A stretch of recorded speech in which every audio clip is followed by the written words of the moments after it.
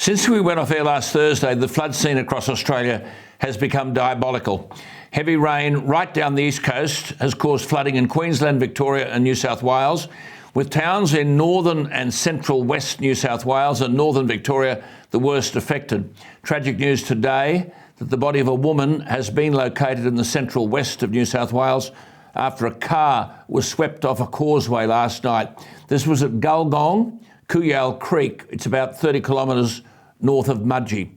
The driver was a 45-year-old man and there were two male passengers, 43 and 26. They escaped, but authorities last night could not find a 28-year-old woman who was a passenger in the vehicle, but a body has been located on the banks of the flooded river this morning.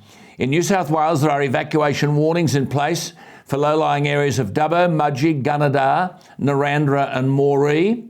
There are major flood watches in place for 9 inland rivers in New South Wales: the Gwydir, the Mehi, the Namoy, Macquarie, Bogan, Lachlan, Murrumbidgee, Murray and Darling rivers.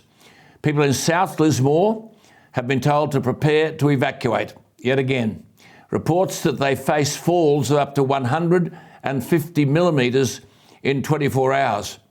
In Victoria, an evacuation warning remains in place for the Murray River border town of Echuca and Kerrang and Barmer.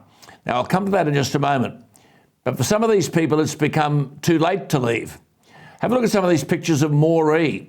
This is quite extraordinary. The Moree Mayor, Mark Johnson, estimates that more than 300 homes and businesses have been inundated. It's their worst flood in a decade. Thousands of residents were told to evacuate ahead of the Mehi River peaking yesterday.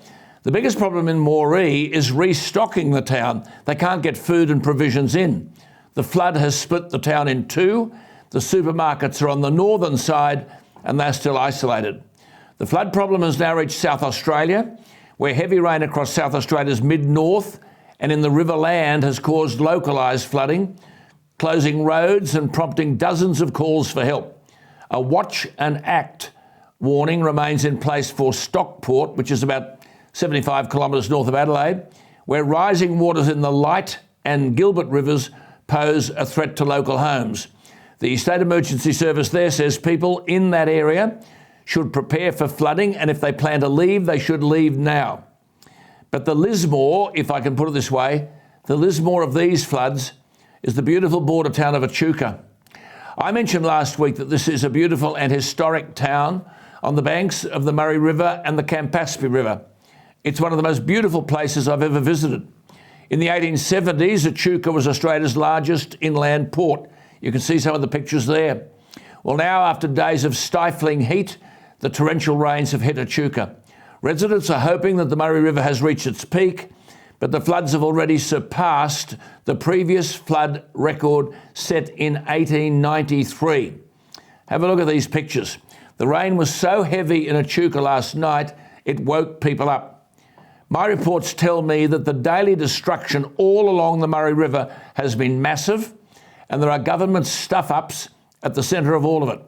Banks are collapsing, whole forests are swamped in black water, killing 100-year-old red gums.